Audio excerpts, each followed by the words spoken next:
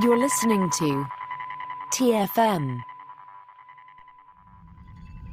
Want to join in the conversation and share your thoughts on this episode? Join the Babel Conference, our listeners' discussion group on Facebook. Just type BABEL into the Facebook search field, and we'll look forward to seeing you there. Hey everyone, I'm Rod Roddenberry, and you're listening to Trek FM.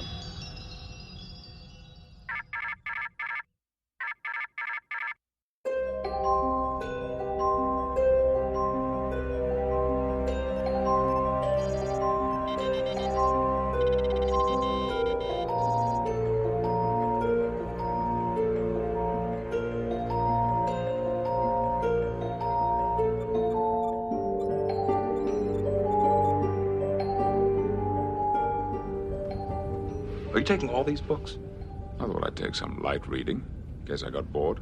Hello and welcome to TFM's local books and comic show for Star Trek, and I'm just one of the hosts here, Matthew Rushing, and excited to have back with me, as he is every single show these days, the one, the only, Casey Pettitt. How are you today? Hello, I am doing good. It's finally summer here in the Pacific Northwest. It is, which is a little bit interesting, because it went from, being, like 68 to 90 overnight, 90, basically. Yes. So that was fun. But yes, we are definitely glad for that. And you know what, Casey, we also have some comics to talk about this week. And yes, we do. So before we do that, though, just want to say a quick thank you to everybody who's listening, and make sure you're subscribed so you get the show as soon as it drops wherever you're listening to podcasts. Of course, if you would like to help out the show, which we always appreciate, you can give us star ratings and reviews on places like Spotify or Apple Podcasts. Of course, sharing the show with your friends or telling your friends about the show is the best way to grow a podcast. And of course, you can also follow us on social media like Twitter at TrekFM, Facebook at Facebook.com/TrekFM. We're also on Instagram at TrekFM. Listeners only discussion group you can join. You can talk to listeners from all over the world on the Babel Conference there on Facebook, and Trek.fm, the website. You can even send us an email there to contact section. And we did want to say a huge thank you to the associate producers here through Patreon. We've got Greg Rosier and Casey Pettitt, who have been supporting not only Literary Treks, but the entire network for years now. And we definitely appreciate that, because without listeners just like them, there's absolutely no way we can do this. And so we ask you to go to patreon.com/TrekFM and just see how you can be part of our team. And honestly, and it's so true, every little bit helps. So again, that's patreon.com/TrekFM. So, Casey, Mirror War 6, I think, finally has given us some answers.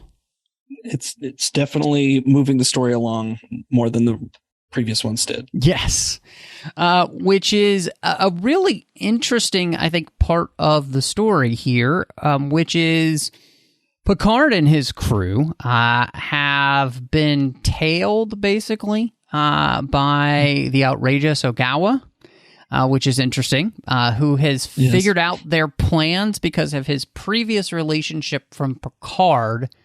And his plan, basically, Picard's plan, has been to sabotage the Ferengi Alliance and all of their money, and to basically steal from them, so that they can afford to build ships to crush the Alliance once and for all by attacking Kronos.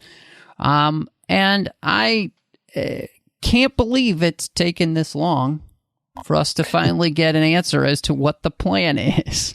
Yeah, it's been a long road, as they say, and I think this one even started off with saying that it's been a little time since the last issues that we've had, and it was nice to get a little action and some, like I said, just movement of the story. Mm-hmm. Yeah, and what's interesting is that's pretty much what happens. Like, there isn't a lot else to the story. And, I think finally getting that answer is really nice.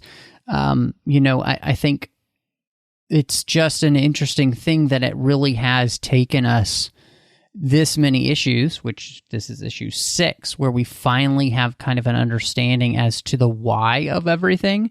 And I will say, now that we finally have this answer, I don't really think that it needed to take 6 issues to get us to this point.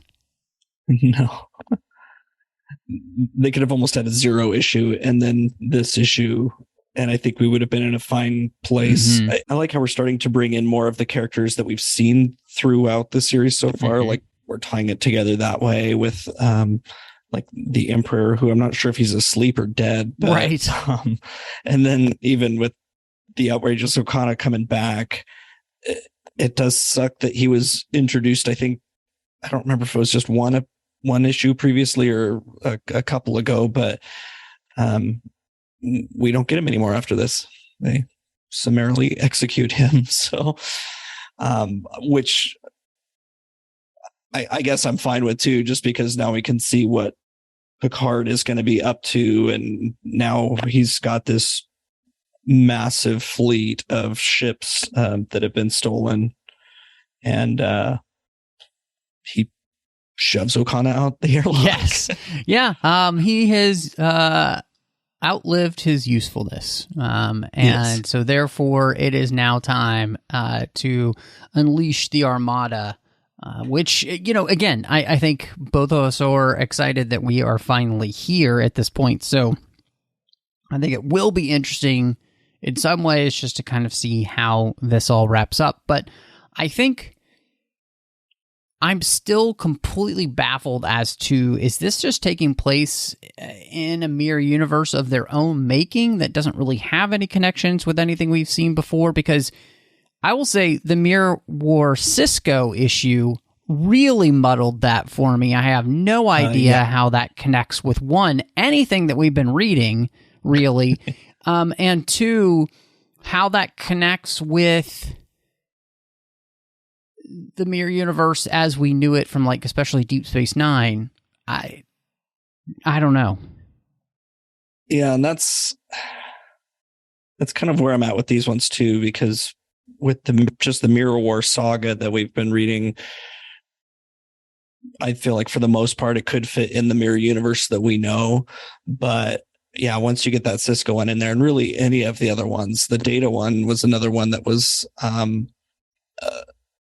a little muddy on where it took place, because I want to say it was in that one that he and Barclay, did they kind of come to terms with each other, or they were like at each other's throats, and it was just basically the opposite in the other Mirror War books. And so the Geordi was the only one that fit, I feel like, really in this one. So yeah,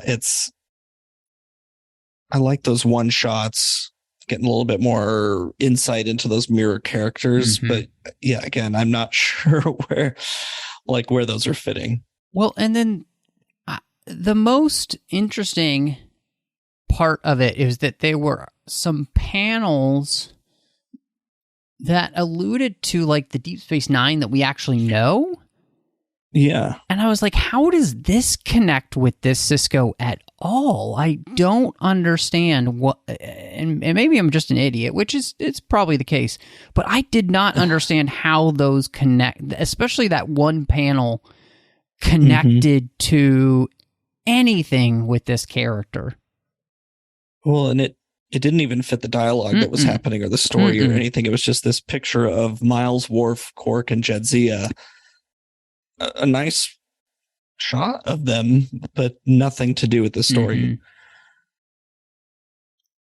And I guess the other thing with the Sisko one too that I got really kind of confused and thrown off by was the character of Reyes that I assume was supposed to be Jake, just not fathered by Sisko, because I guess Jennifer was the mother and it was like that Cardassian that was the father. And Sisko kept saying that there was like this recognition that he had of him, and he wondered about if it was another life, what he would have been like or something.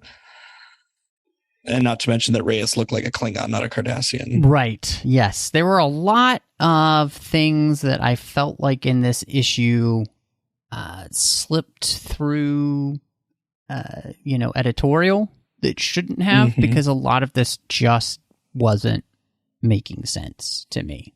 And I it doesn't sound like it was just me, so that is a good thing to hear. But I wish that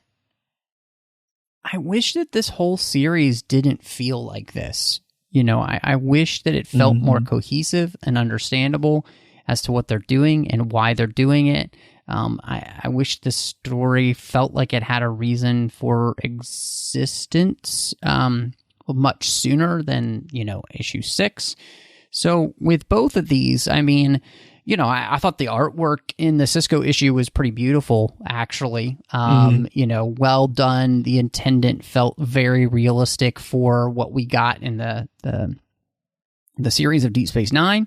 But other than that, I couldn't say that the issue with Sisko felt like it fit at all with anything else we had been doing. And so it kind of felt like completely unnecessary to actually do in the first place. Yeah.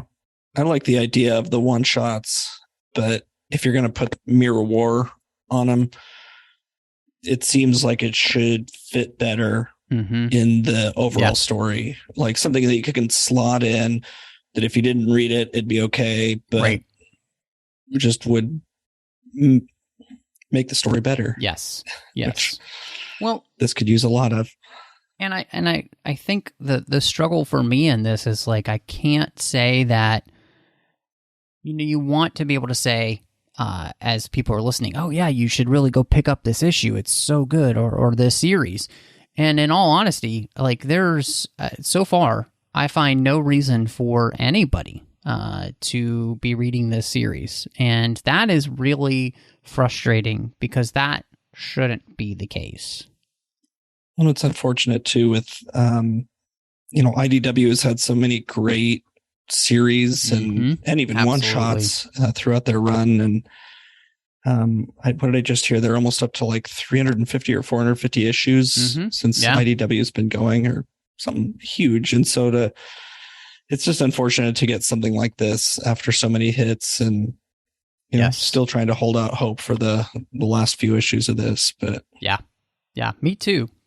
So, well, I'm excited because we are at the penultimate book in the New Earth series. And so, I don't know, Casey, maybe we should grab some respirators and head into some thin air.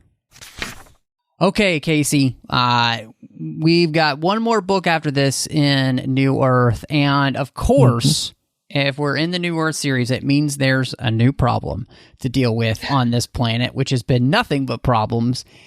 But I have to say, I think this book has made a turn in the sense that not only did it use something from a previous book to the fullest extent to create this story, but I loved the fact that this actually felt like reading the previous story meant something, because we really, really connected to that in a couple areas. And the biggest was in the sense that this problem came from the ship, quote unquote, the Klaud ship that attacked the colony and the Enterprise had easily destroyed.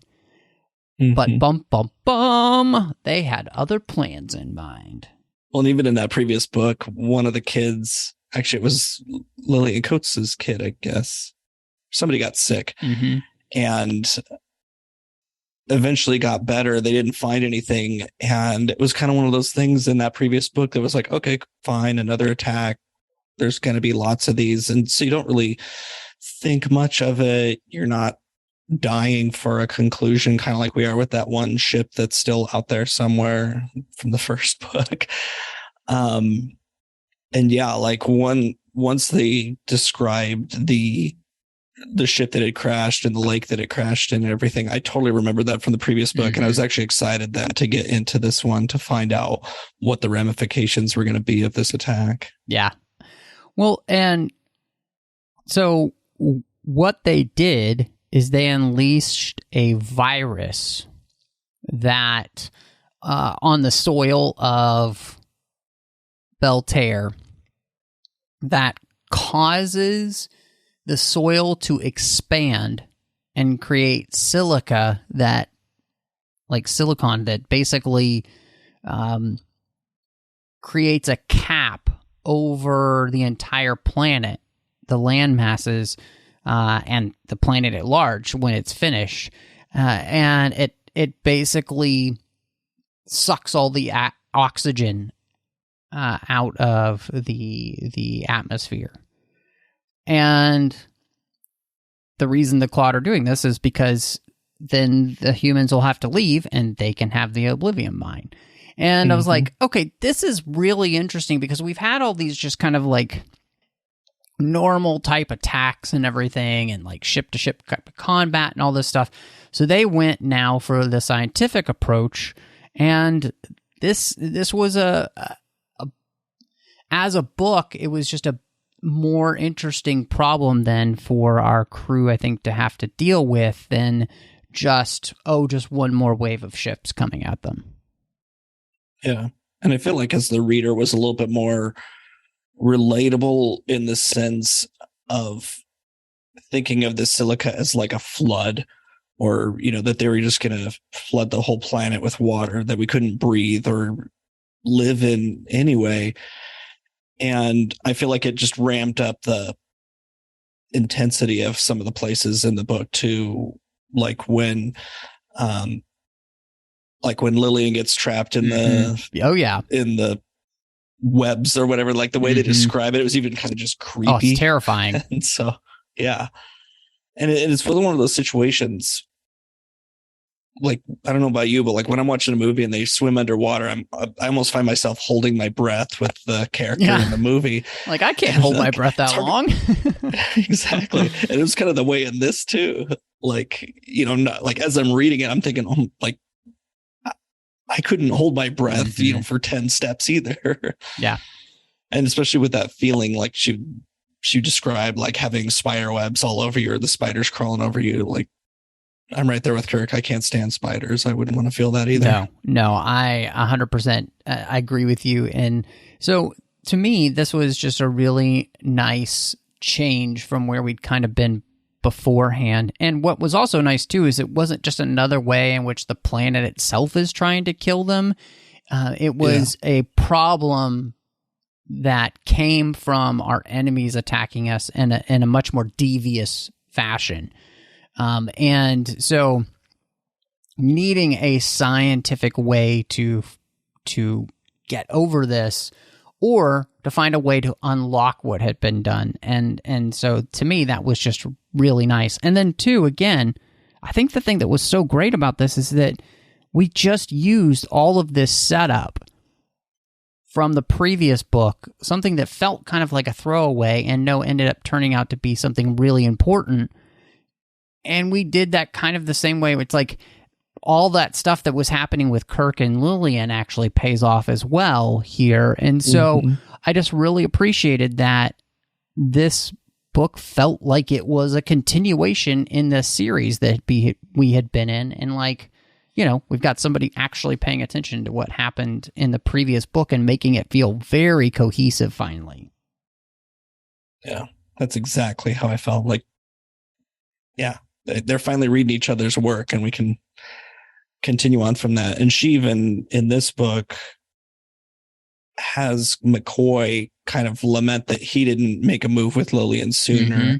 And even Kirk was like, yeah, I thought that was surprising too, but you didn't, so I did. And that was something we talked about a couple books ago, that we would have maybe liked it more if McCoy had gotten with Lillian instead. Yeah, no, I heartily agree with you. I think, it's one of those things where I liked that, again, like you said, they touched on something from a previous book, and it then helped make sense of the story that we had been in. So, 100% them actually just paying attention to the previous works made this book much better in that sense. And so I really love that. And I'm glad that that was the case. And so I was having a good time with Kirk and his bluffing in this book, because he does quite a bit of it, and it worked really well. So, and it felt like Kirk too, like back to classic Corbomite maneuver stuff. And we knew that he was bluffing just based on what he was saying. We knew he wasn't going to go destroy their homeworld. But the enemy didn't know that. And so, yeah, and he bluffed big time with that huge Olivium bomb mule ship. Yeah, I mean, so like you said, it's not only the ship, but he also then bluffs about the fact that they've actually sent the same weapon to the Klaud homeworld, which is really fun. And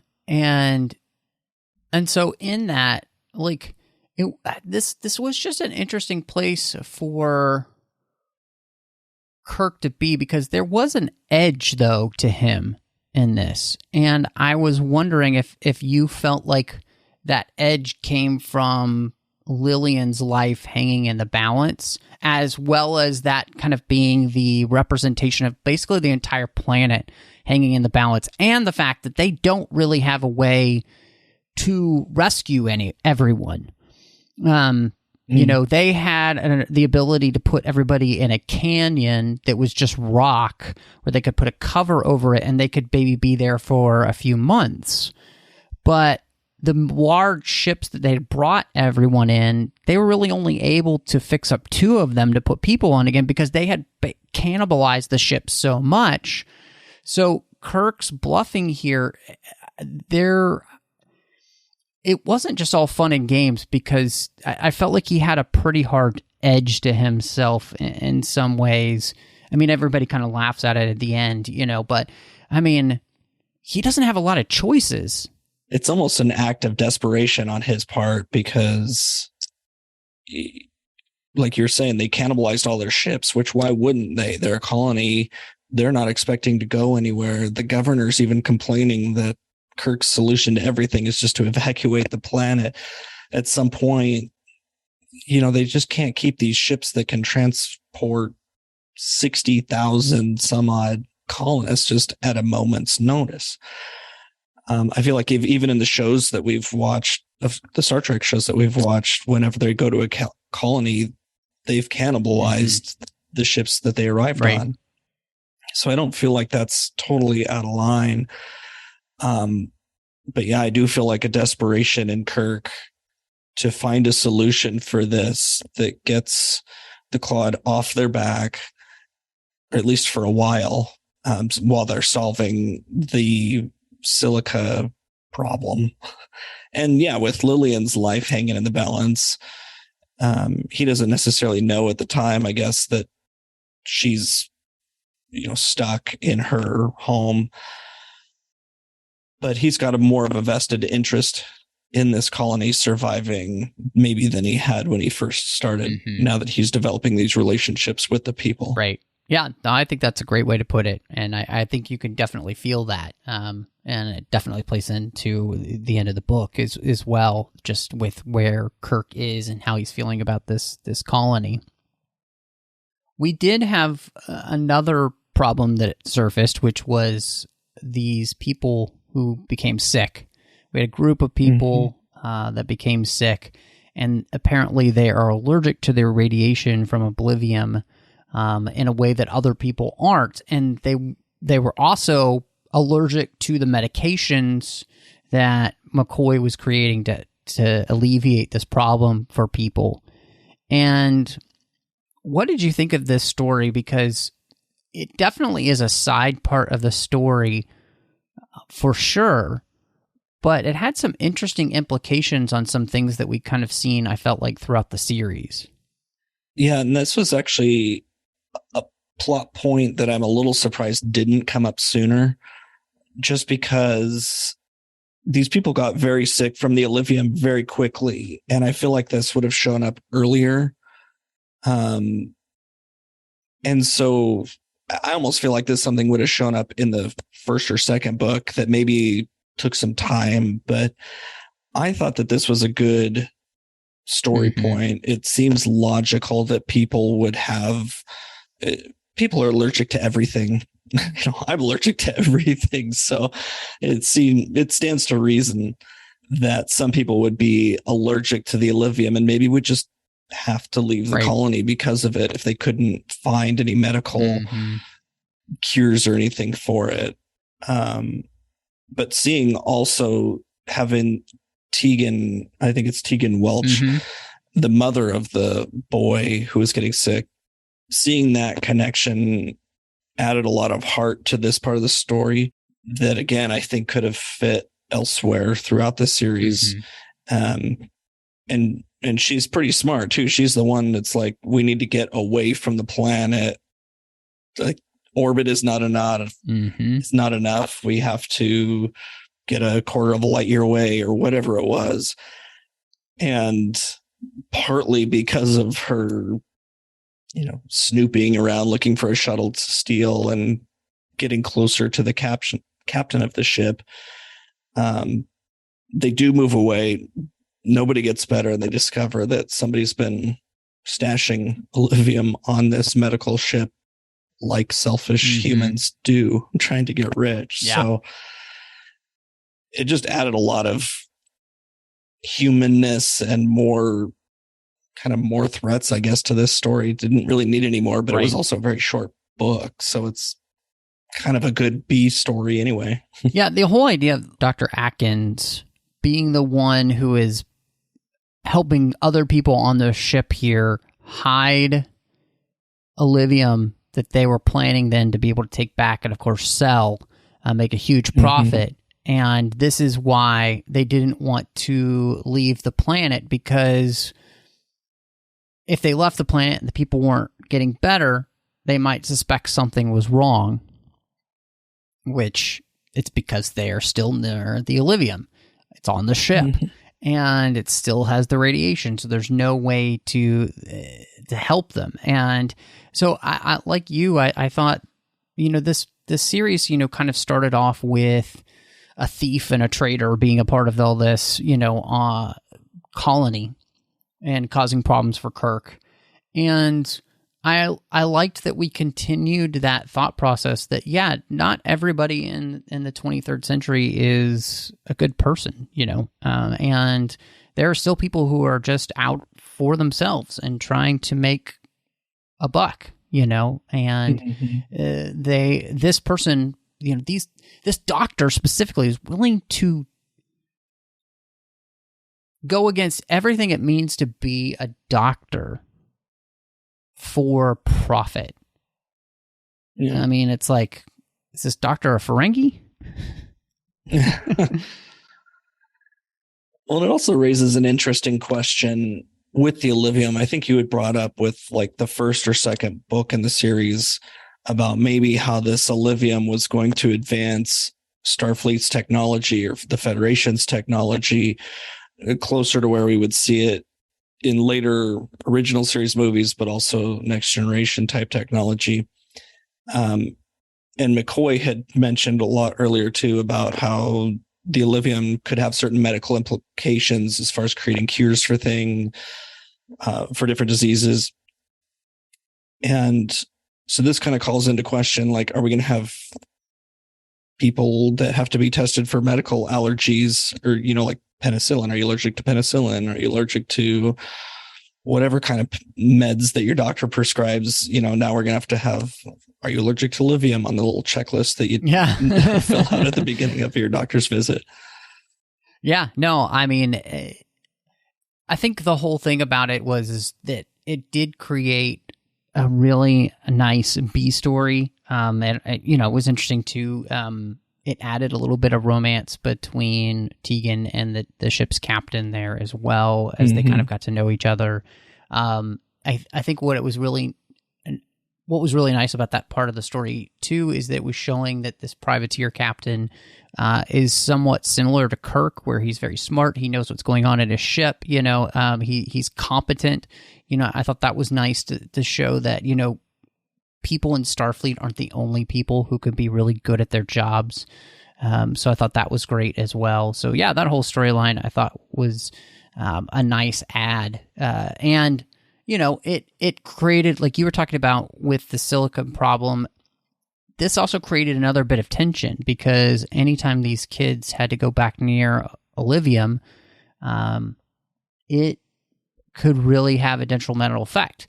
But it was that whole thing of like the needs of the one or the needs of the many, and this whole situation really revolved around that. And so what did you think of, we talked about Kirk bluffing, but the solution to their problem?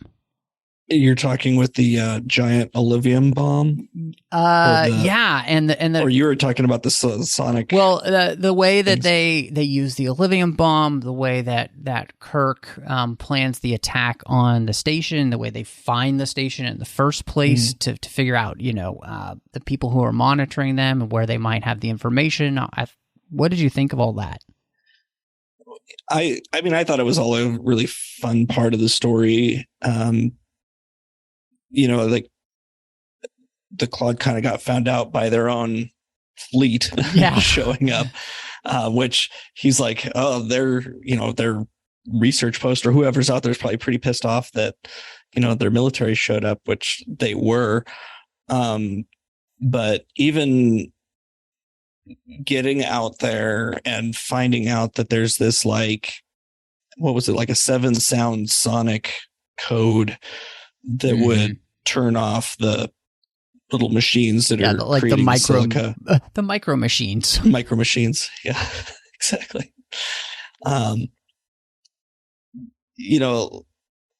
There was a lot of tension there because it was taking a long time to find it. Spock even did a mind meld with the main guy on the research asteroid, if you can call it research. But I did with the Olivium bomb. It's really not that funny, but they built the bomb on that mule ship, and they're like, okay, we're going to give these guys something to think about. And the bomb, I think, turned out a lot bigger than Scotty intended. And like to the point where they could feel it back in the medical ship, which ended up killing one of the guys who had the allergies, which that I feel like ramped up that intensity on that front too. Cause now you're like, okay, these people can die from this allergy. Right. But even Tegan pointed out after they felt the explosion that, oh my gosh, we're using Olivium to fight.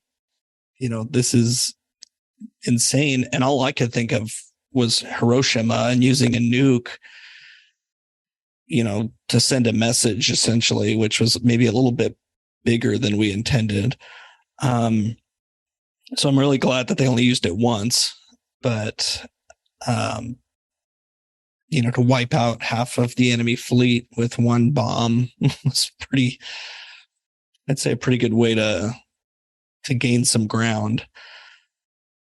Yeah, this whole part of the story, Kirk even talks about, they are trying to find the scientific solution to this, and that one of the ways to do that is to find the people who created it and go basically straight to the source. And so they realize, there has to be some kind of base that's been monitoring this situation somewhere, and that base then would have information regarding these micro machine killers, that are enacting this change in the soil, which creates the silicone, which is taking over.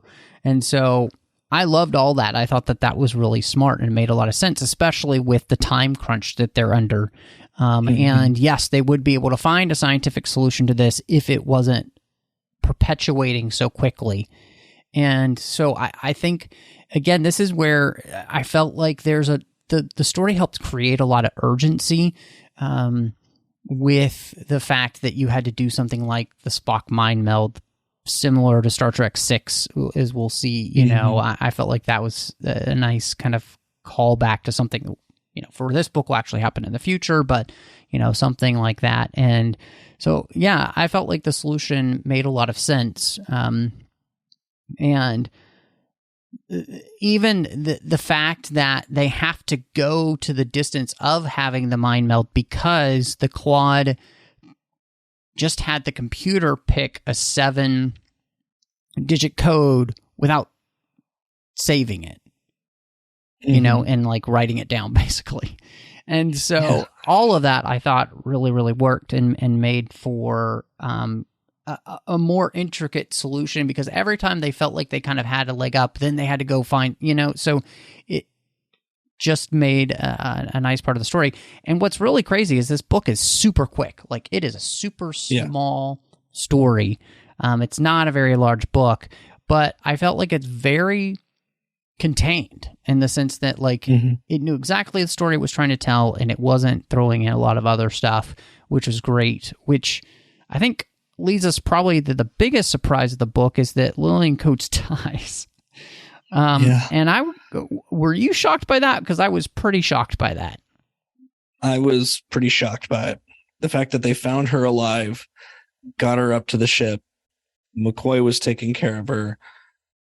I had no idea. I was waiting for Kirk to show up, and then she was going to wake up and maybe be sick for a while, which she was. But, you know, that was a heartbreaking scene where Kirk comes in, McCoy's just sitting with her, and he's like, "How's she doing?" And McCoy says, "She's not going to make it."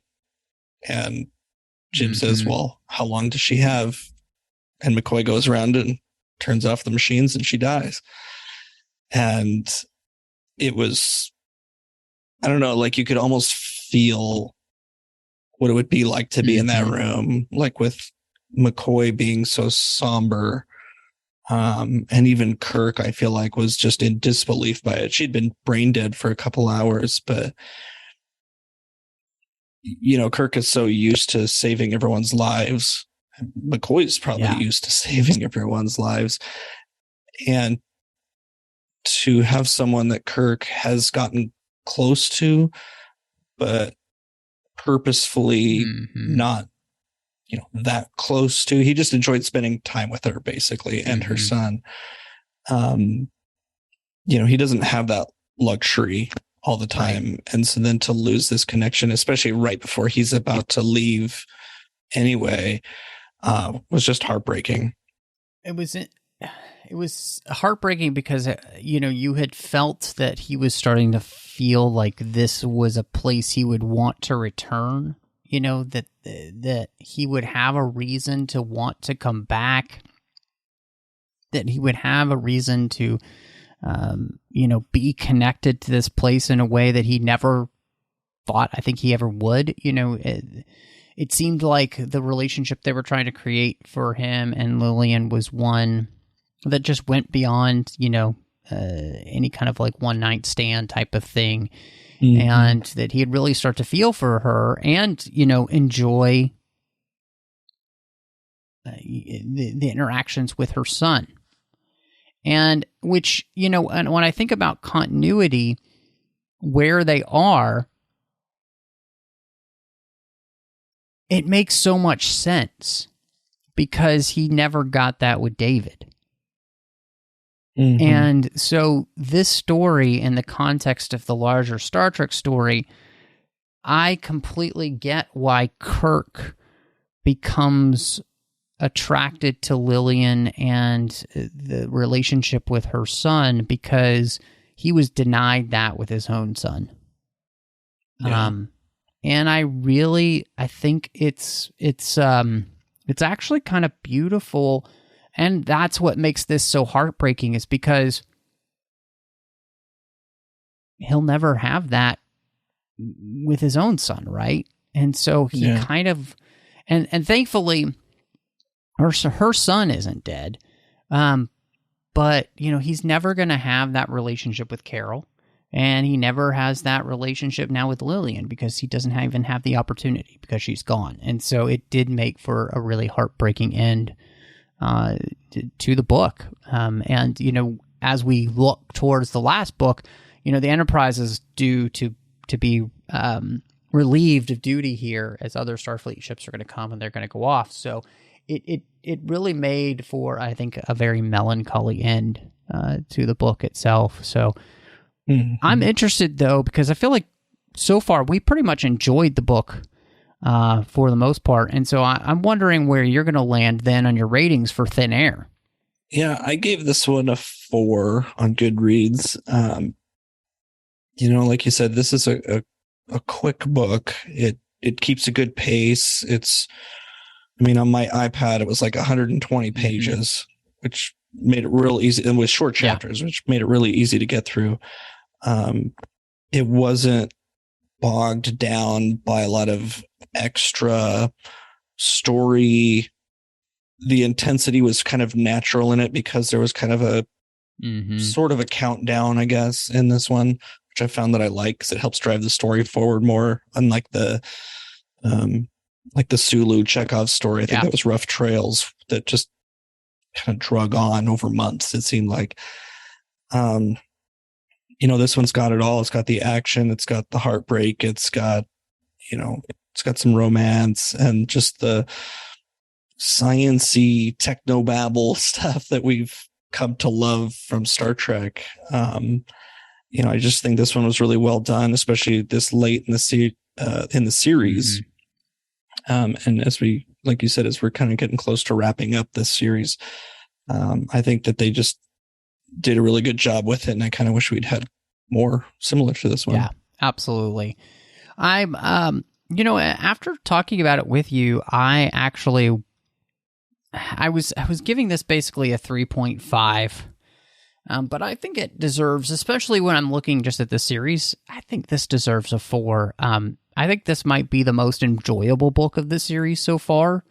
And part of that is just that with the last book, it really took that into account, and it just really felt like a book in a series. And it was an enjoyable book. The storyline was interesting. I thought was well executed, and even the side story was good. So I have absolutely, you know, really no complaints about this book. And in all honesty, having it be a quicker, faster paced book, shorter, that was also nice too, because it just felt like an episode, really.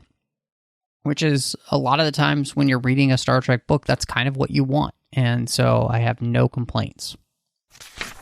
Well, we kind of got both sides of star ratings this week.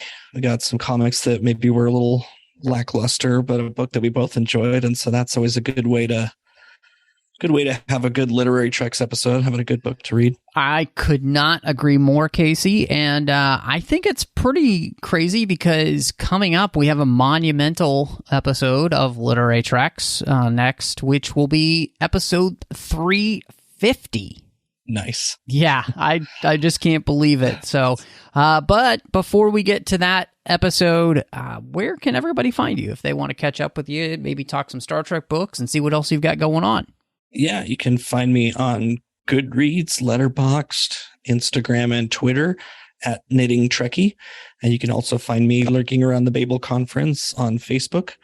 And you can find me doing a podcast called Mickey's Marvels, which we talk about everything under the Disney umbrella, including Obi-Wan Kenobi, which will be coming out soon. Very nice. Which I know you just had an episode of the 602 Club. Yes, we did. I'm going to have to check out y'all's episode as well and see how y'all thought of Obi-Wan Kenobi. But, of course, you could find me all over the place under social medias, Letterboxd, Twitter, Instagram, Vero, any of those type of places under Mount Rushing 02. You can also find me here on the network doing a bunch of shows. Of course, the 602 Club, as we've mentioned, but also I've got The Orb, talking about Star Trek Deep Space Nine, Warp 5, about Star Trek Enterprise, Saddle Up, about Star Trek Strange New Worlds, and The Artificial Tango, about Star Trek Picard. And then you'll also find me over on the Nerd Party Network with 2 shows. One is completed. I did that with Drea Kaufman, we talked about every single chapter of the Harry Potter series, one chapter at a time on Owl Post. And then John Mills and I talk Star Wars on Aggressive Negotiations. But thank you so much for joining us.